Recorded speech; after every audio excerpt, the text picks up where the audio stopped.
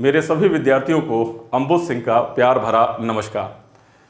Students, आपके सामने एक सवाल है, ठीक है। ये सवाल अगर आपके आने वाले पेपर में दिखाई दे जाए तो निश्चित तौर पर आप समय ज़्यादा ले जाएंगे और ये इस बात का यकीन ना हो तो खुद एक बार सॉल्व कीजिए इस सवाल को, ठीक है। और वीडियो को पॉज कीजिए, सवाल को सॉल्व कीजिए, फिर मैं इसके सॉल्यूशन को बताऊंगा और ये बताऊंगा कि सॉल्यूशन का, इस सवाल का जो सॉल्यूशन है मैक्स टू मैक्स 5 सेकेंड्स का है, ज़्यादा से ज़्यादा। और थोड़ी सी अगर आपकी कैलकुलेशन तेज है तो सवाल को देखते उत्तर बता देंगे, ठीक है। अब मैं इस सवाल की बात पर आता हूँ कि क्या बोल रहा है। अब देखो, ये सवाल ये बोल रहा है कि 3 साल का CI और 3 साल का SI और 2 साल के CI और 2 साल के SI के अंतर का अनुपात 23:7 है।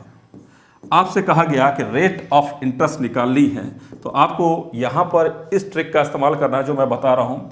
कितने साल की बात हो रही है? शुरुआत में 3 साल की। 7 में आप 3 का गुणा कर दें, आएगा 21। 23 में से 21 घटाए, बचेगा 2 और 2/7 करेंगे, गुणा 100 कर देंगे और ये आंसर आ चुका है 200/7। अब आप कहोगे ये मैंने क्या कर दिया? तो ये बहुत आसान सी चीज़ है। एक सवाल और देखिए, इस हिसाब से सॉल्व करने का प्रयास कीजिए, इस सवाल को सॉल्व कीजिए, ठीक है। तो जो मैंने आपको बताया पहले उसको अपने दिमाग में अच्छी तरह से सजा लें कि एक्चुअल में क्या है। यहाँ पर ये सवाल मुझे दिया गया है 3 साल के चक्रवृद्धि ब्याज और साधारण ब्याज के अंतर तथा 2 साल के चक्रवृद्धि ब्याज और साधारण ब्याज का अंतर का अनुपात 31:10 दिया गया है। ब्याज की वार्षिक दर ज्ञात करनी है। जो तरीका मैंने बताया कि इसमें आप 3 का गुणा करें, 30 आएगा, घटाने पर 31 में से 30 1 रह जाएगा और बटे में बेस इसको लेना है 10 को और गुणा कर देना 100 का। इसका मतलब ये 10% रेट ऑफ इंटरेस्ट है। ये बात आपको बहुत अच्छी तरह से समझ में आ गई होगी। ये ट्रिक अगर आपको समझ में आ गया तो आप सभी विद्यार्थी जो मुझसे पढ़ते हैं वो ये जानते हैं कि हम दिखाने पे नहीं सिखाने पे ज़्यादा काम करते हैं। तो हम आपको सिखाते हैं कि एक्चुअल में ये चीज़ें कैसे बनती हैं। देखो, ये मैंने लिखा हुआ है कि difference between CI and SI for 3 year. 3 साल का चक्रवृद्धि ब्याज और साधारण ब्याज का अंतर, ठीक है। आप 3 साल का चक्रवृद्धि ब्याज लेंगे तो ये आपके पास लिखेंगे, फिर 3 साल का साधारण ब्याज लिखेंगे तो 3PR/100 इस तरह से लिखेंगे। P प्रिंसिपल हो गया, R रेट ऑफ इंटरेस्ट हो गया, ब्याज की दर हो गई और P मूलधन हो गया। तो जब आप अंतर लेकर इसका क्यूब को उठकर इसको सॉल्व करेंगे तो आपके पास ये कुछ कैलकुलेशन आएगी और फाइनल कैलकुलेशन ये बन गई। आपने ट्रिकी अप्रोच के नाम पे ऐसे फार्मूले को याद किया होगा कभी कि 3 साल के साधारण ब्याज और चक्रवृद्धि ब्याज के अंतर के लिए ये फार्मूला, ठीक है। और इसी प्रकार अगर 2 साल के साधारण ब्याज और चक्रवृद्धि ब्याज की बात करें, ये 2 साल का चक्रवृद्धि ब्याज है, ये 2 साल का साधारण ब्याज है। जब मैंने इसके अंतर को सॉल्व किया तो मेरे पास ये वैल्यू आ गई, ठीक है। इसका होल स्क्वायर खोलते हुए जो वैल्यू कटने वाली थी, जैसे कि यहाँ पर मैं देख रहा हूँ कि ये वैल्यू कट गई, ये वैल्यू कट गई, तो मेरे पास बचा PR²/100, तो मैंने ये लिख दिया।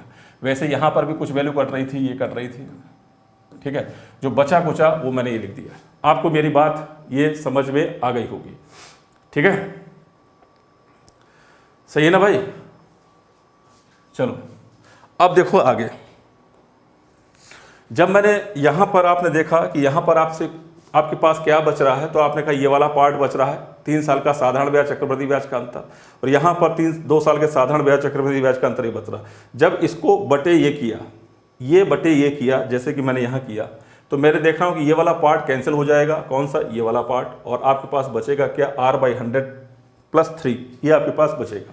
तो फाइनल जब रिजल्ट पे आप पहुँचते हैं तो आप देखते हैं कि CI और SI का जो 3 साल का CI और SI के अंतर और 2 साल के CI और SI के अंतर का जो अनुपात है वो फाइनल रिजल्ट मेरे पास आ रहा है R/100+3। R/100+3। अब इसी चीज़ को मैंने यहाँ पर ट्रिक के रूप में इस्तेमाल कर दूंगा, तो फिर क्या दिक्कत है? जैसे कि मेरे पास क्या आ रहा था, आप लोग देखिए यहाँ पर R/100+3 क्या आ रहा था? R/100+3, R/100+3। बात समझ में आ गई? वापस आ जाओ इस सवाल पर। तो R/100+3 और इसके अनुसार अगर मैं यहाँ पर लिखूँ 31/10 है, और जब मैं इसको सिंप्लीफाई करूं तो देखो क्या बन के आता है। ये क्या बन गया? ये 3 इधर चला जाएगा। जब 3 इधर चला जाएगा तो R/100 दिखाई देगा आपको और ये 31/10 दिखाई देगा और माइनस का 3 दिखाई देगा। जब आप गुणा करेंगे तो 30 हो जाएगा और ये 1/, 10 आ जाएगा। फिर आपने क्या किया कि यहाँ पर 100 का गुणा किया तो 100/10 आ जाएगा और ये कट पीट के वो 10% आ गया। आपको बात समझ में आ गई होगी। जो मैं ट्रिक इस्तेमाल कर रहा हूँ वो मैं एक्चुअल में यहाँ से बना रहा हूँ, और यहाँ से बनी हुई ट्रिक में आपने क्या देखा, इस 10 में 3 का गुणा हुआ और 31 में से घटा। हमने क्या किया था, 10 में 3 से गुणा किया, 31 में से घटा, क्या आया 1 बटे में ये वैल्यू रहेगी 10 जो ओरिजिनल या इस रेशियो में थी, 1/10 गुणा 100। और इस तरह से सवाल का आंसर हमने ढूंढ लिया। और अगर ये बात समझ में आ गई हो तो आपको इस सवाल में आगे से पेन चलाने की आवश्यकता नहीं है। इस कठिन सवाल को हम लोग ऐसे चुटकियों में सॉल्व कर देते हैं। ठीक है, चलिए बात आपको समझ में आ गई हो, और ये बात अगर आपको बहुत अच्छी तरह से समझ में आई हो, बिल्कुल क्रिस्टल क्लियर तरीके से, तो इस वीडियो को ज़्यादा से ज़्यादा बच्चों तक पहुँचाएँ, इस वीडियो को लाइक करें और शेयर तो मस्ट है। ठीक है, चलिए मिलता हूँ इस एक और किसी और दमदार ट्रिक के साथ आपसे नेक्स्ट वीडियो में। Take care, thank you.